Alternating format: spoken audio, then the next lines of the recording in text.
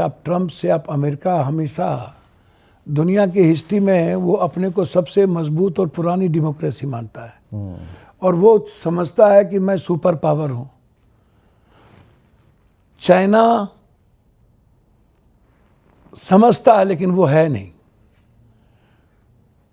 रूस दिखता है, वो है नहीं। जब भी हमारे देश के प्रधानमंत्री गए उन्होंने व्यापार की बात की, उन्होंने पॉलिसी की बात नहीं की। हमारी इकोनॉमी क्या है, हमारी रुपया क्या है, हमारा डॉलर क्या है, हम दूसरे के डॉलर पर आत्मनिर्भर हैं। और जो कंट्री दूसरे के डॉलर पर आत्मनिर्भर हो वो कंट्री इस जन्म में क्या 7 जन्म में सुपर पावर नहीं हो सकती। किसी नहीं, डरपोक है, इसको कुछ पता ही नहीं है, कथावाचक है। इनका हिंदू मुसलमान जिंदा रहना चाहिए।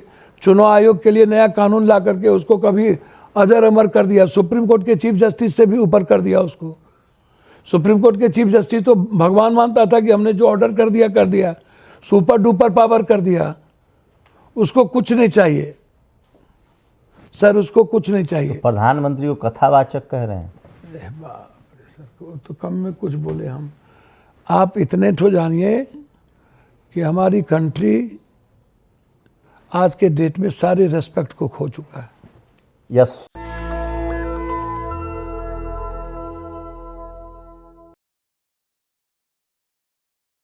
आज हम लोग के साथ पप्पू यादव हैं और हम बात करेंगे विदेश नीति को लेकर। कहा जा रहा है कि चाबहार जो बंदरगाह था वो भारत के लिए बड़ा स्ट्रेटजिकल पॉइंट था। भारत सरकार ने लगभग $120 मिलियन वहाँ इन्वेस्ट किए थे। प्रधानमंत्री क्या दबाव में थे। आज एक संयुक्त अरब अमीरात के नेता आए, प्रधानमंत्री से मिले। कहा जा रहा है कि ट्रंप जो हैं वो यूनाइटेड नेशंस को दरकिनार करके एक 60 देशों का पीस फाउंडेशन बनाना चाहते हैं। उसमें आपको लगभग $1 लाख मिलियन देना है। क्या भारत इस प्रस्ताव को मानेगा? भारत ने क्या अमेरिका के दबाव में रूस से तेल खरीदना बंद कर दिया है? क्या भारत ने अमेरिका के दबाव में ईरान से चावल और चाय का निर्यात बंद कर दिया है? इसी मामले को समझेंगे क्योंकि ये सारा अब बजट सेशन आने वाला है, बजट सत्र है और ये सवाल उठता है कि क्या भारत की जो विदेश नीति है वो अमेरिका के दबाव में है। कांग्रेस के नेताओं ने, विपक्ष के नेताओं ने ये लगातार आरोप लगाया है, सोशल मीडिया पर कोहराम मचा हुआ है कि क्या प्रधानमंत्री और हमारी विदेश नीति दबाव में है। सर, मैंने सारे मुद्दे बताए, क्या लगता है मोदी जी दबाव में काम कर रहे हैं ट्रंप के? पहली बात आप ये समझिए कि 12 साल मोदी जी को देश का प्राइम मिनिस्टर बने हुआ। भारत की पॉलिसी थी पहले अपने पड़ोसी देशों को समृद्ध, शक्तिशाली और उसके साथ अच्छे रिश्तों को बनाना। भारत हमेशा राजनीतिक दृष्टिकोण से, सामरिक दृष्टिकोण नहीं रहा, राजनीतिक दृष्टिकोण से पाकिस्तान और भारत के बीच बहुत बेहतर रिश्ते की उम्मीद नहीं की गई कभी भी। तो हमारे लिए सबसे बड़ा, जब हम एक पड़ोसी मुल्क को बनाए जिसको हम अच्छा दोस्त बनाए, बांग्लादेश, हमारे लिए नेपाल बगल में था। जब नेपाल को आत्मनिर्भर बनाने की बात आई और पोखरा में जब चाइना ने यह प्रस्ताव भेजा कि हम नेपाल को अधिक से अधिक हम इकोनॉमी हम देंगे, भारत के पास प्रस्ताव आया तो उस भारत के प्रस्ताव को हमारे देश के प्रधानमंत्री ने स्वीकार नहीं किया। अंत में हुआ कि चाइना ने नेपाल को जितने उसके लगभग कर्ज थे उसको देने का प्रस्ताव किया और पोखरा में ला करके चाइना ने एक बड़ा आर्मी बेस बना लिया। तो पोखरा और भारत, चाइना, नेपाल जो कभी भी भारत से बाहर नहीं जाता था, आज नेपाल की सेना हम पर गोलियां चलाती है। बांग्लादेश जिस वक्त इंदिरा गांधी ने बिना किसी गोली चलाए हुए हमारे देश के स्वाभाविक वसुदेव को, उन्होंने बांग्लादेश को अपना साथ लिया और कभी भी हम उससे अलग नहीं हुए। फिर बगल में वियतनाम था, ताइवान था। हमारी हमेशा कोशिश रही कि वियतनाम और ताइवान के साथ भी अच्छे रिश्ते रहे।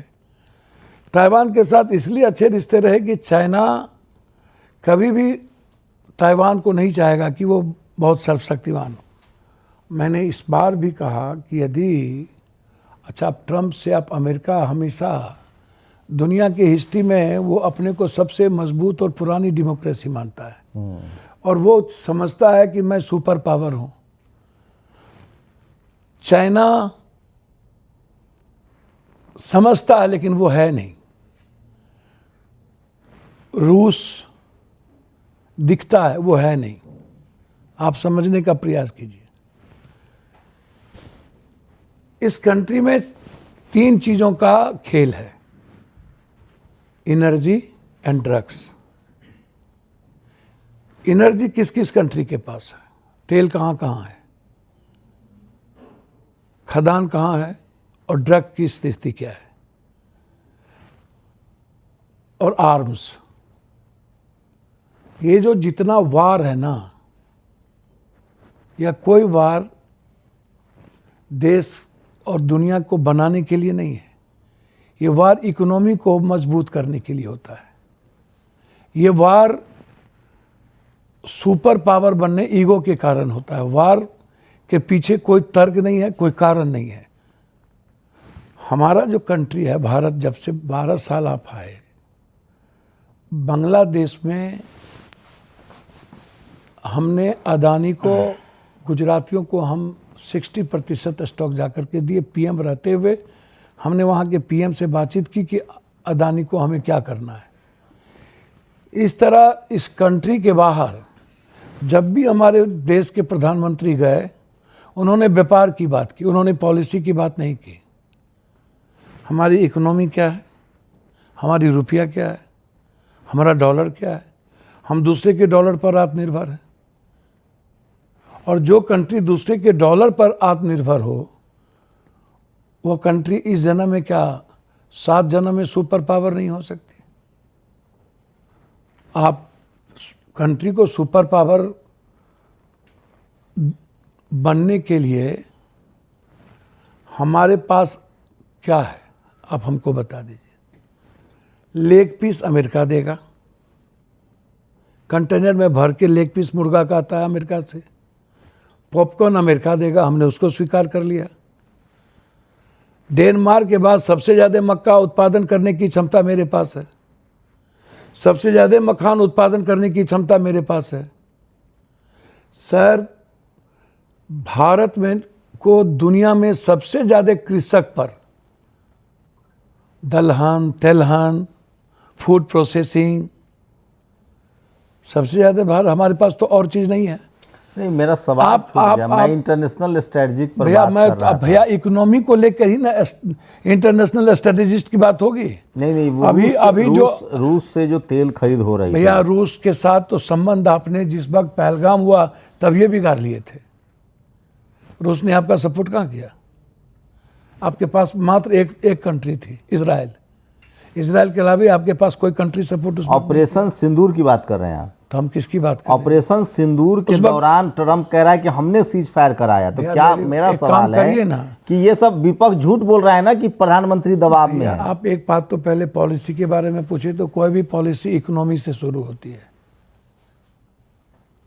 विदाउट तो भारत तो चौथे नंबर की इकोनॉमी हो गई भैया। ये जीडीपी जिस तरह की बात आप करते हैं, 4 ट्रिलियन की इकोनॉमी हमारी। तो सुनिए सर, आप उस 4 ट्रिलियन के इकोनॉमी में आपने महंगाई को नहीं लाया। महंगाई मेरी क्या स्थिति है, आप महंगाई को जोड़िए।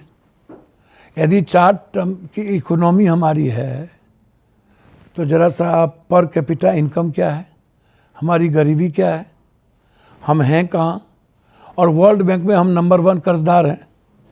क्यों? हमारी इकोनॉमी अच्छी है। अभी हम देश भर में बड़े बड़े मंदिर बना रहे हैं, लोग तो धनी हुए हैं। सर, हमारी इकोनॉमी मात्र 1.2.3% लोगों की इकोनॉमी जो रखी हुई है, हम उस इकोनॉमी की बात कर रहे हैं जो एक जगह सेंट्रलाइज है। हम उस इकोनॉमी की बात कर रहे हैं। हम जो भारत की स्थिति है, पर कैपिटा इनकम जो है 10,000 से ज़्यादा बाहर नहीं गया, और उसके बाद महंगाई को हम जोड़े नहीं, भारत की रुपया को हमने देखा नहीं। यदि भारत की 4 ट्रिलियन डॉलर है, तो हमारी इकोनॉमी क्या है, हमारा डॉलर क्या है, हमारा शेयर मार्केट क्या है, और हम हैं कहाँ सर? 10 साल के अंदर सर सारे डिपार्टमेंट का चेक बाउंस होगा।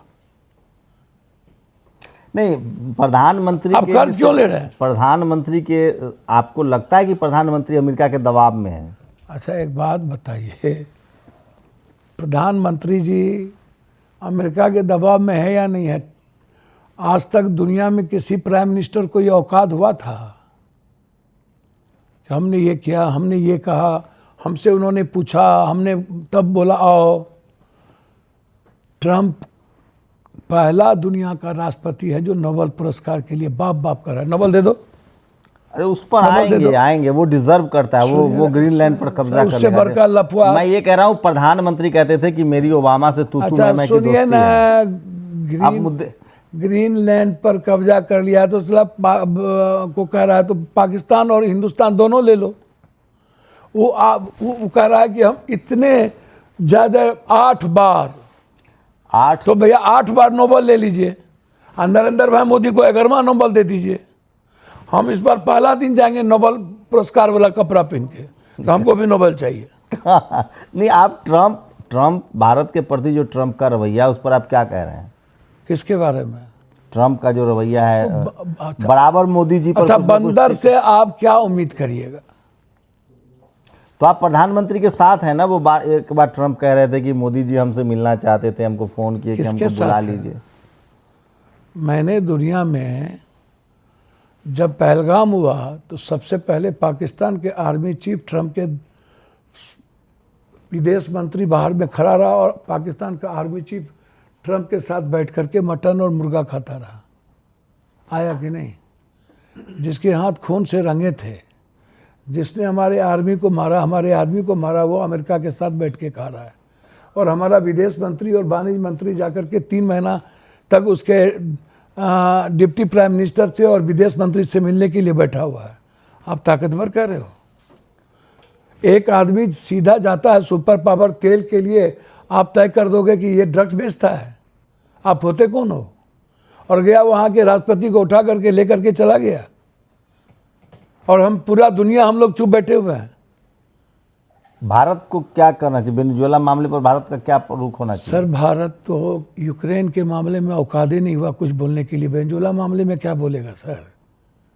गए तो थे। क्या मोदी जी के विदेश नीति से पंचायत करने की औकात है अब इस कंट्री को? विश्वगुरु हैं, कई युद्ध रखवाए हैं इन्होंने यूक्रेन और रूस के। विश्वगुरु का मतलब वो जानते हैं क्या होता है? 19 करोड़ फैमिली को 1 करोड़ 1 डिसमिल जमीन नहीं है, 83 करोड़ को 5 किलो अनाज देता है तब खाना खाता है, और रोजगार के लिए एक जगह मेरे पास नहीं है। और हमने कांग्रेस का किया धरा है ना, मोदी जी जब से आए हैं तब से तो एकदम हवा अलग बह रही है ना। माना आप टीवी अखबार नहीं देखते, इसका मतलब? हमको तो दुनिया में एक बात समझ में नहीं आती, वर्ल्ड क्लास की जितनी सारी फैक्ट्रियां बनी, हम सुई से परमाणु गए, अणु गए, हमने सैन्य ताकत को दुनिया में सबसे ऊंचा किया।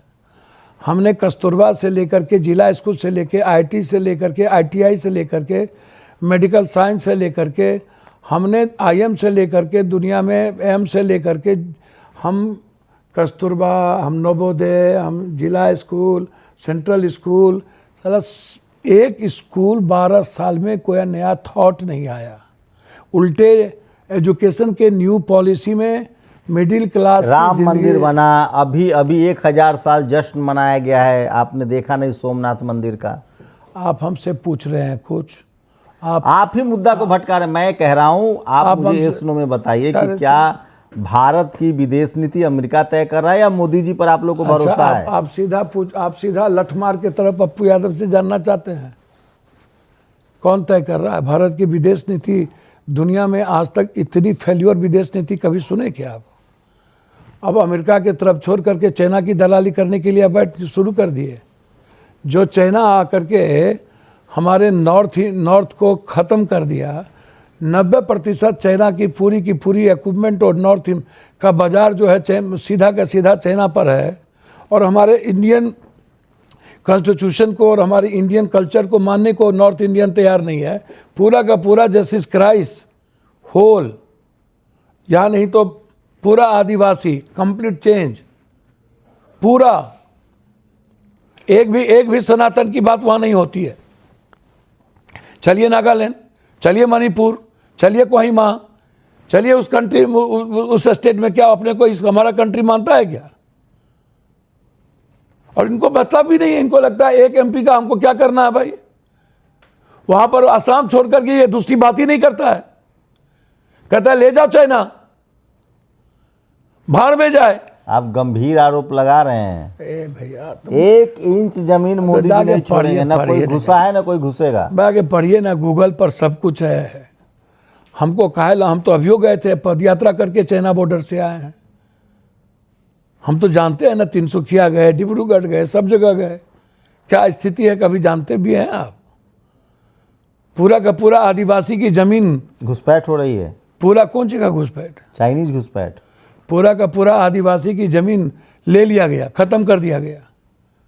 सर, खाने के लिए 11 करोड़ 65 लाख आदिवासी इस कंट्री में है। 1.2% आदिवासी के थाली में खाना नहीं है। उस कंट्री की बात करते हैं आप।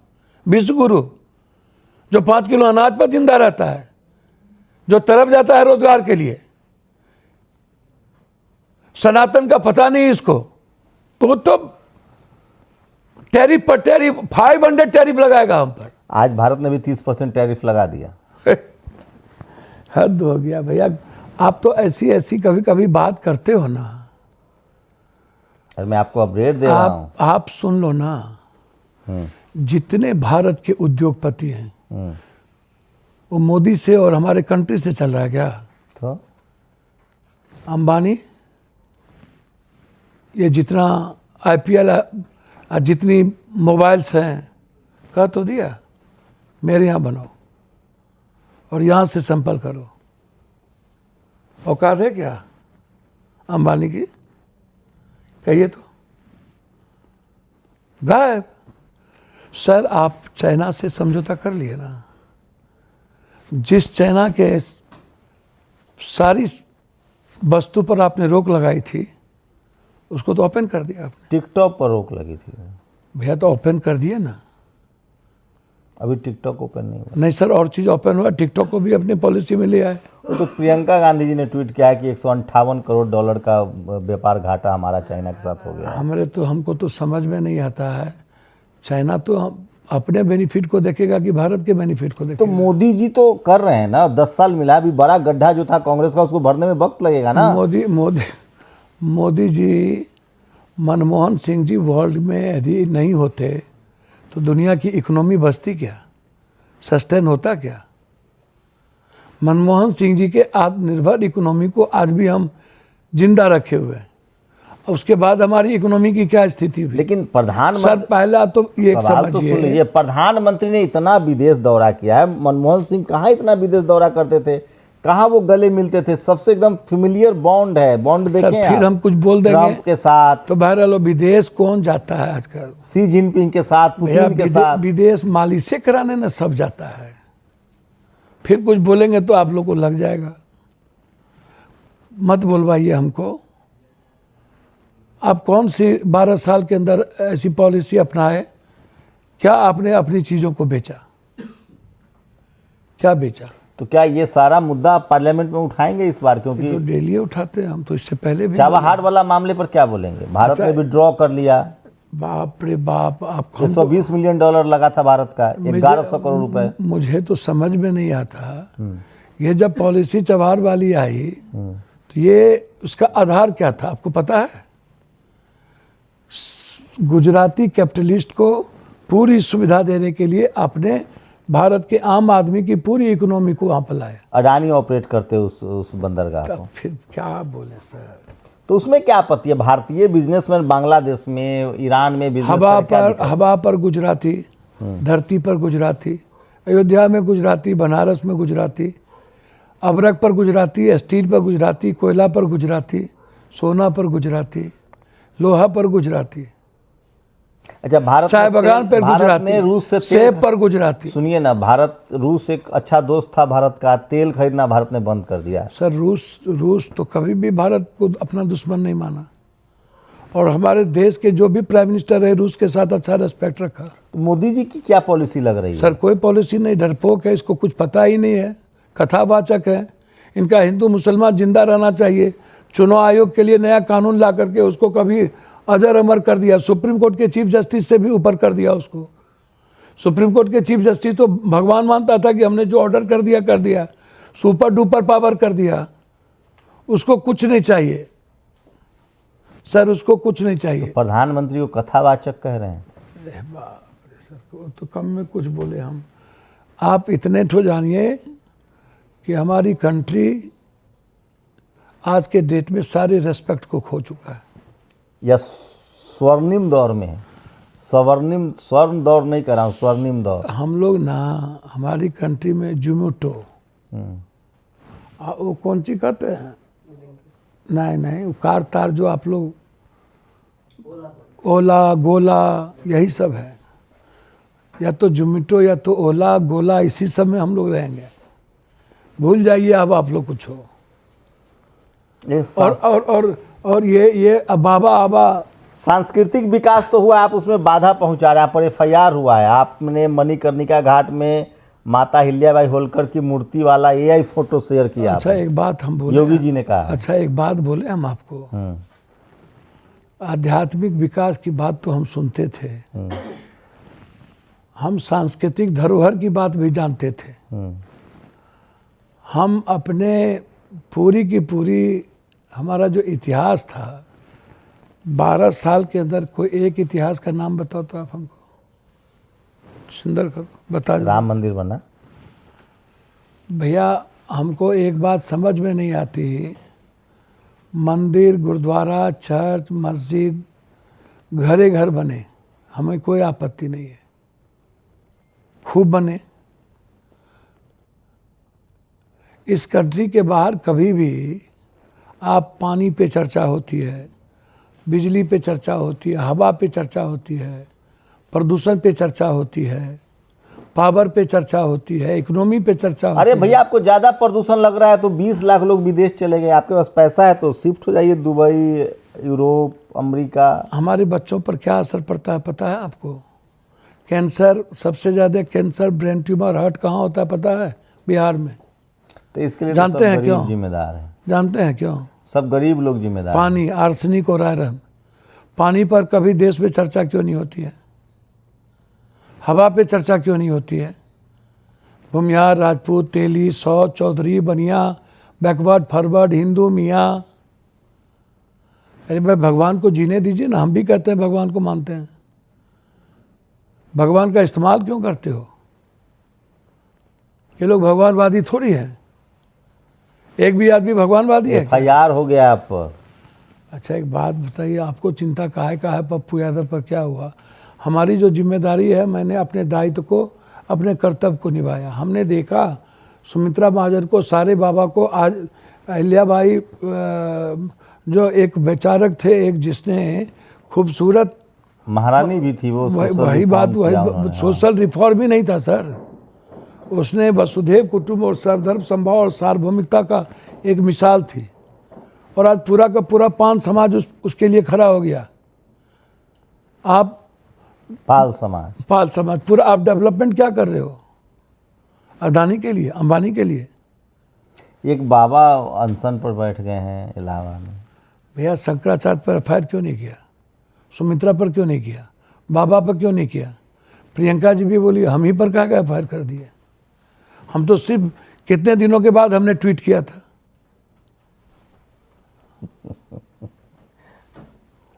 अच्छा, मोदी जी का अभी संसद में क्या मुद्दा रहेगा? आप लोग, बजट वाला सेशन होने वाला है। कुछ नहीं, कोई मुद्दा नहीं मोदी जी का।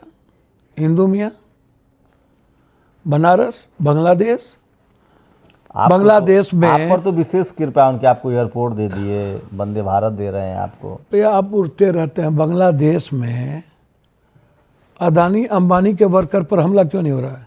उसकी फैक्ट्री पर हमला क्यों नहीं हो रहा है? आप चाहते हैं हमला तुमको हो? भैया मैं जो पूछ रहा हूँ उसका जवाब दो ना। बंगाल के चुनाव तक तुम बांग्लादेश को सामने में लाए हुए हो। तुमको यदि बांग्लादेश इस कदर दिक्कत है तो तुम बिजली को बंद कर दो। बांग्लादेश में इस कदर दिक्कत है तो चावल के व्यापार को बंद कर दो। बांग्लादेश से तुमको इस कदर दिक्कत है तो अदानी को बैक कर लो। तुम एक क्रिकेटर को गाली दे रहे हो बंगाल के चुनाव के चलते, असम के चुनाव के चलते। ये आपने अच्छा याद पागल दिया। के- पागल की तरह बात आप लोग दीदी करते के बारे में कहा जा रहा है, सरकार कह रही है, लोग कह रहे हैं बीजेपी समर्थक कि एकदम दीदी मस्त डिक्टेटर है। हो गई हैं। भैया सुनिए ईडी ना। वालों पर छापा मारवा भैया रहे हैं, FIR टिट फॉर टैट, तुम चले डाग, तुमको जो मनाएगा करेगा। तुम चुनाव आयोग का इस्तेमाल करोगे, तुम CBI का इस्तेमाल करोगे, ED का इस्तेमाल करोगे। राहुल गांधी जी गांधीयन थॉट से, सुनिए इधर इससे तो फेडरल स्ट्रक्चर को नुकसान होगा ना। भैया, आप केंद्रीय एजेंसी है तुम ED। संविधान का नुकसान पहुंचाओ, तुम हमारी भारतीय संस्कृति को नुकसान पहुंचाओ, तुम हमारे प्रेम को नुकसान पहुंचाओ, तुम सारी की सारी संस्थाओं को दिग्भ्रमित कर दो, सुप्रीम कोर्ट को चैलेंज कर दो। दीदी सुभाष चंद्र बोस के रास्ते लड़ रही है और राहुल गांधी के रास्ते लड़ रहा है। गांधी के रास्ते में राहुल गांधी को समय लगेगा, दीदी ठीक कर रही है। ये झारखंड में भी ईडी पर रेड मार दिया, एकदम पुलिस ठीक वालों कर ने। रहा है, झारखंड लेट कर दिया।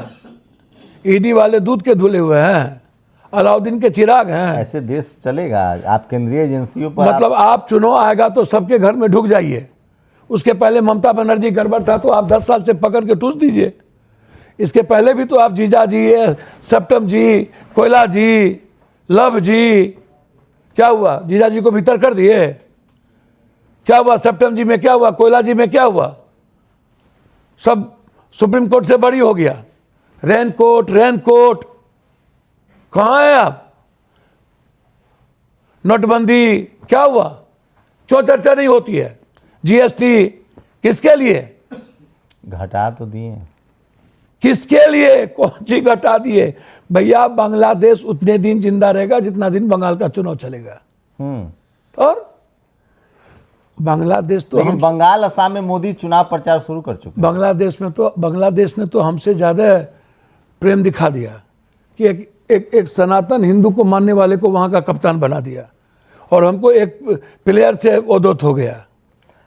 बारे बाप सर सुनिए। अब एक सवाल और मुद्दे पर लीजिए। क्या ट्रंप मोदी जी का सबसे विश्वसनीय पार्टनर है? विपक्ष कह रहा है कि मोदी जी के दबाव, ट्रंप के दबाव में है मोदी जी। कोई पार्टनर नहीं, कोई दोस्त है। दोस्ती और पार्टनरशिप बराबरी में ना होती है। भारत कहीं है इकोनॉमी में। अरे मोदी जी मेडल दिलवाएंगे नोबेल वाला। तो मोदी जी को जैसे संत कह दिया था रविन्द्रनाथ टैगोर को, और गांधी जी हमारे महात्मा गांधी को, वैसे मोदी जी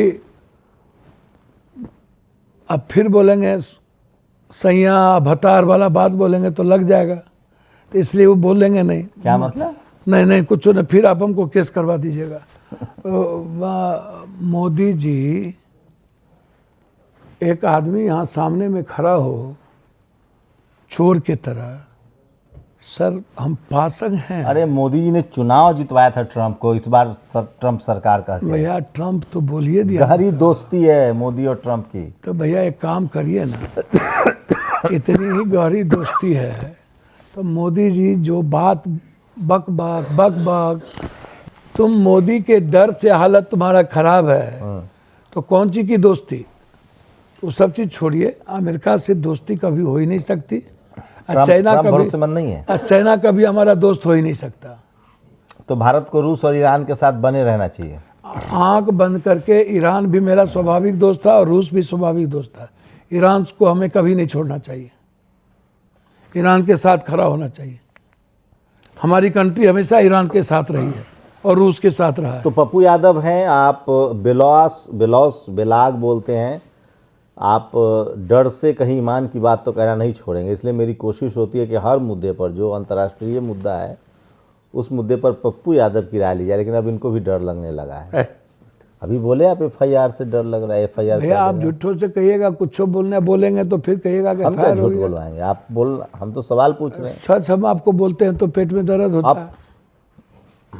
बिहार की बातें नहीं करते, आप बात कर रहे हैं अमेरिका, लंदन। बिहार में तो नीतीश जी का चारों तरफ अभी विकास यात्रा पर निकले हुए हैं। भैया समृद्धि यात्रा पर नीतीश जी निकले हुए हैं बेचारे। तो जल नल योजना क्या हुआ? ओडीएफ क्या हुआ, पर्यावरण क्या हुआ, ब्रिक्स कहाँ चला गया, क्या हुआ ओडीएफ? एक तो बाथरूम है, एक तो जल नल योजना ठीक है, क्या हुआ, कहाँ चला गया सारा पैसा? शराब का क्या हुआ? सर कोई पॉलिसी एक उठा करके आप देखिए ना सर, कहीं स्कूल मुझे लगता है कि विपक्ष को पप्पू यादव से सीखना चाहिए और 365 दिन 24 घंटा 24/7 365 कैसे राजनीति होती है वो इनसे सीखना चाहिए, चाहे वो ग्राउंड पर हो चाहे मीडिया में हो।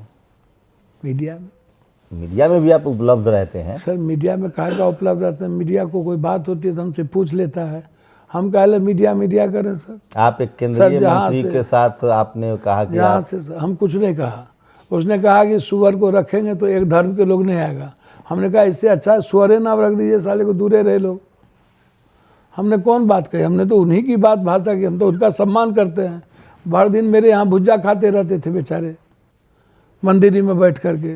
ये तो कीर्ति आजाद कह रहे थे। नहीं मेरे, हम तो कह रहे हैं भर दिन हम मंदिर में हम साथे बैठल रहता था। हाँ तो ये लीजिए, तो इसीलिए कोनो अपने भाई को काहे ला हम बोल दें। तो आप लोग अगर ऐसे विपक्ष के तौर पे सबसे मजबूत आवाज़ को सुनना चाहते हैं तो पप्पू यादव जी का आप ट्विटर हैंडल जो एक्स हैंडल है वो देख सकते हैं। हर मुद्दे पर अपडेट रहते हैं और मणिकर्णिका घाट वाले मामले पर यूपी में इन पर FIR भी दर्ज हुआ है। शंभू कुमार सिंह, नेशनल दस्तक, पटना।